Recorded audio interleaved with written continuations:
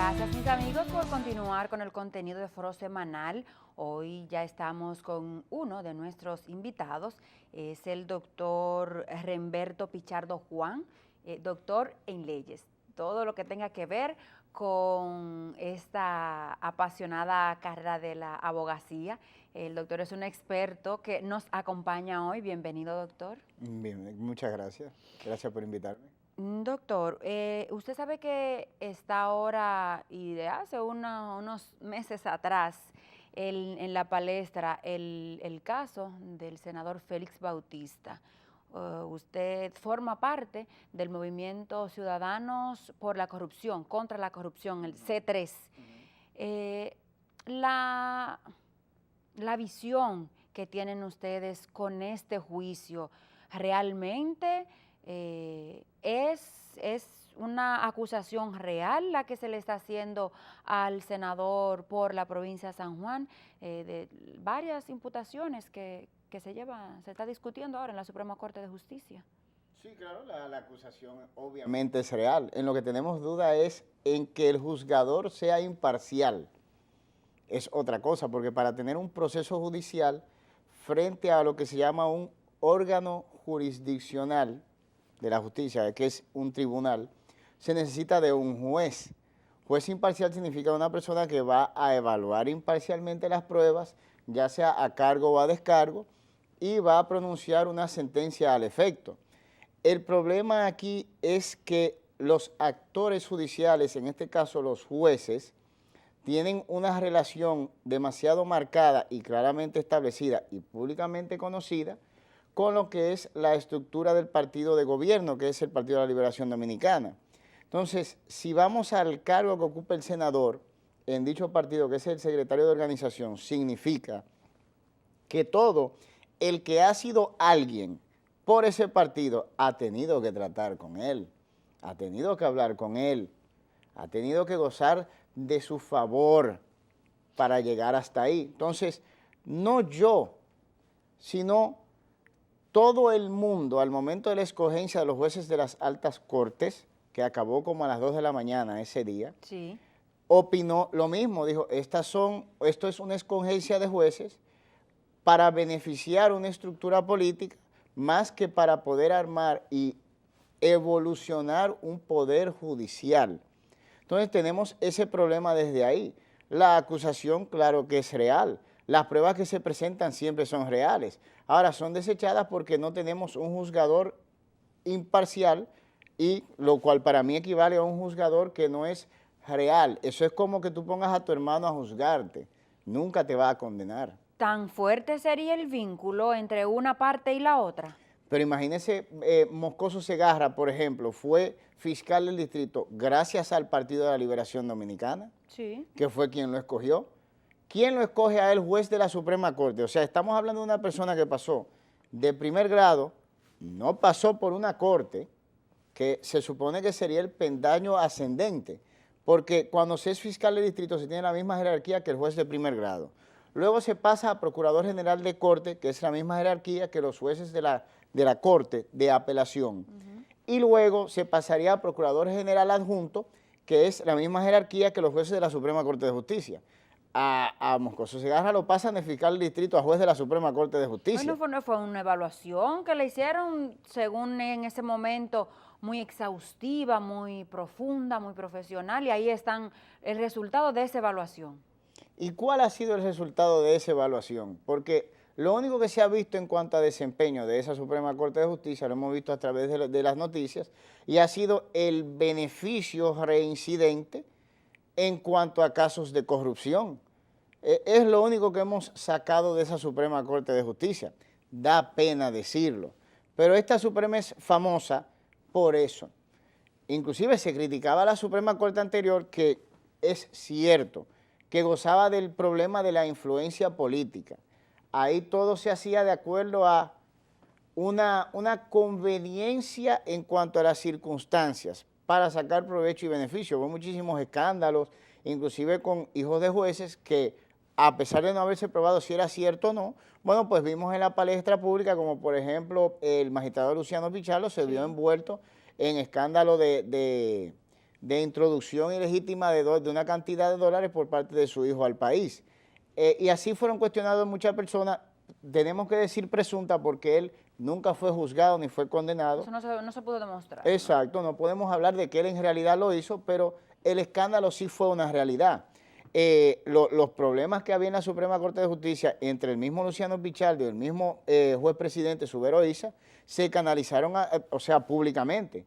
Tenemos un Subero Isa que luego de descender de la Suprema Corte de Justicia dice que el caso de la Sunland, que venimos arrastrando, en el cual también era protagonizado por el senador de la provincia de San Juan de la Maguana, Félix Bautista, luego de que ellos, la acción en declaratoria de inconstitucionalidad en contra del préstamo de la Sunland, resulta apoderada la Suprema Corte de Justicia, que en ese entonces no existía el Tribunal Constitucional, pues los mismos jueces deciden en beneficio de algo que a todas luces era inconstitucional, como solicitar un préstamo que tenía como deudor a la nación sin pasarlo por el Congreso. Entonces, frente a eso, se pensaría que íbamos a tener una evolución en cuanto a la Suprema Corte de Justicia se refiere. Y si pensábamos que eso era malo, ahora estamos yendo a peores.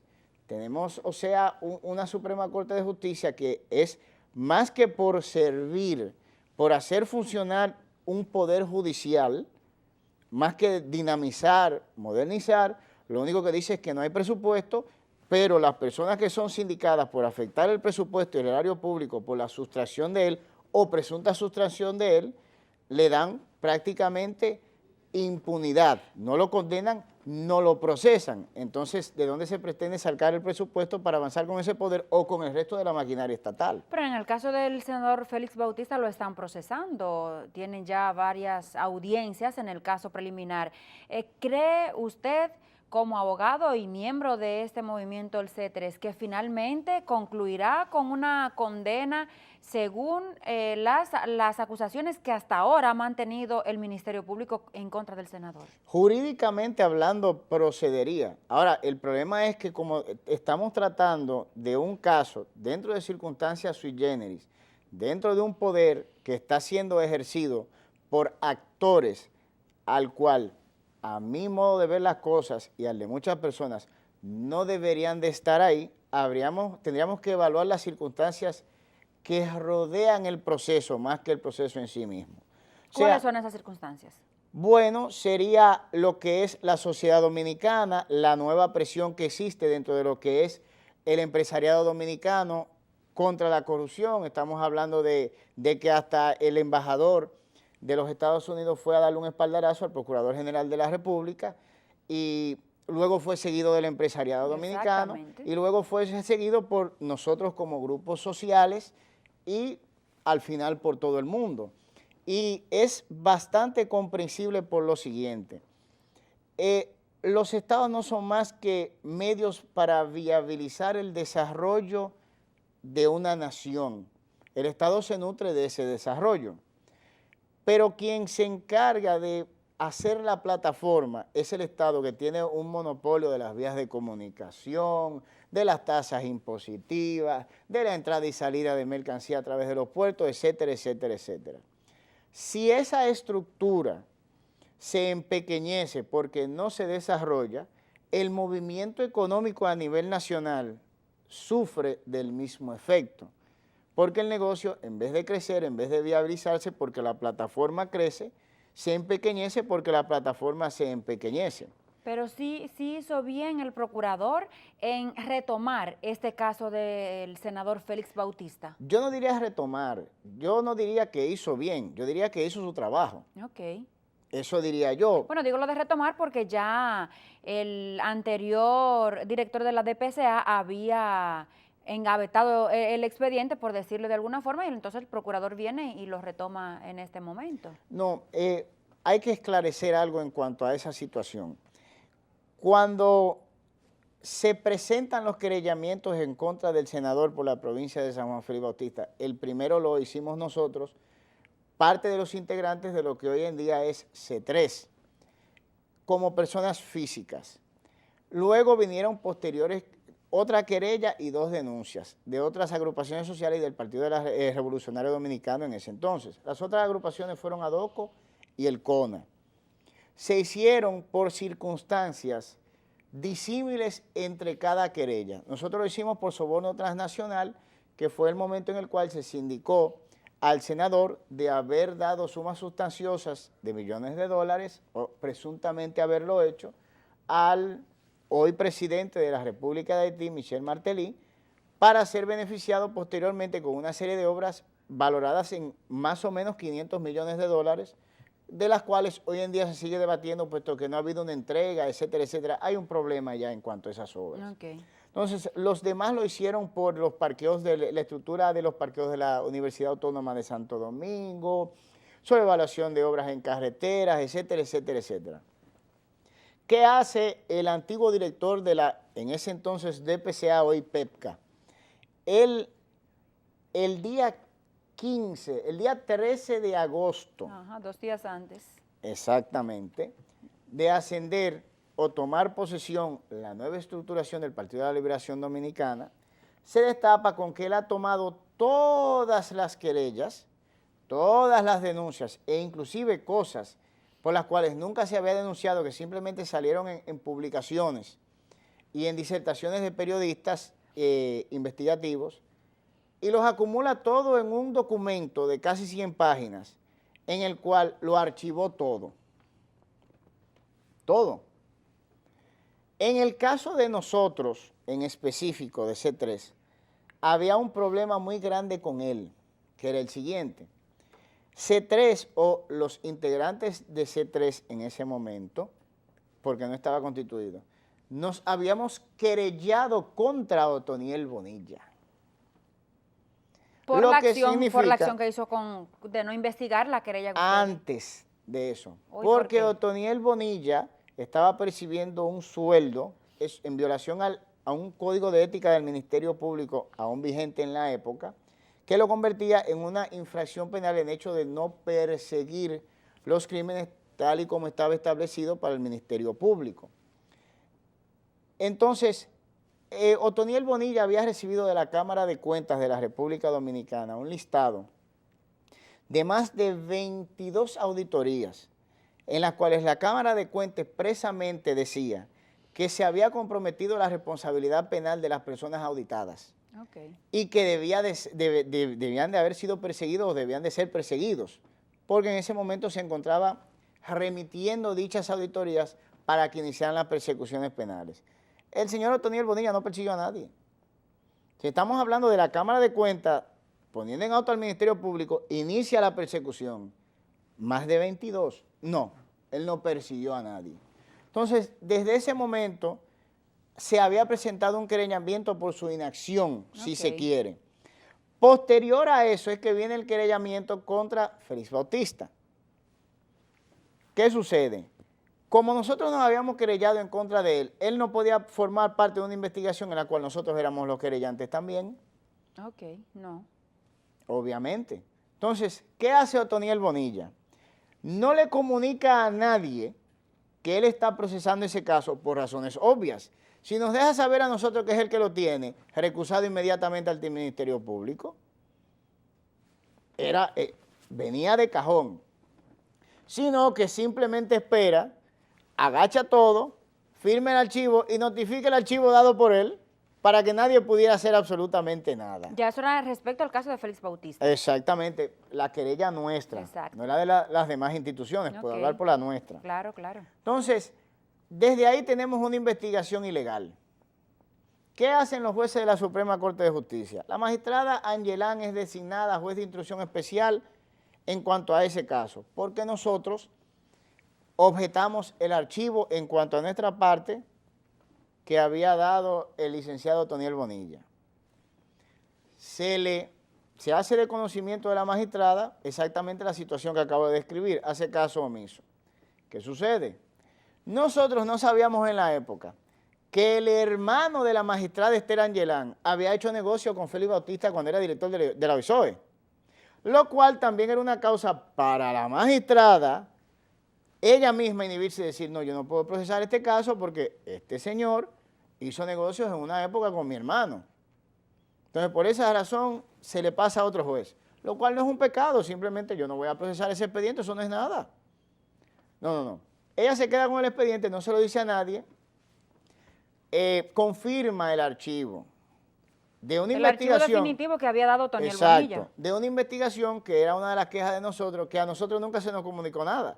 Principalmente quién le estaba dirigiendo la investigación. Siendo usted uno de los querellantes. Claro, éramos nosotros los querellantes, a nosotros había que comunicarnos.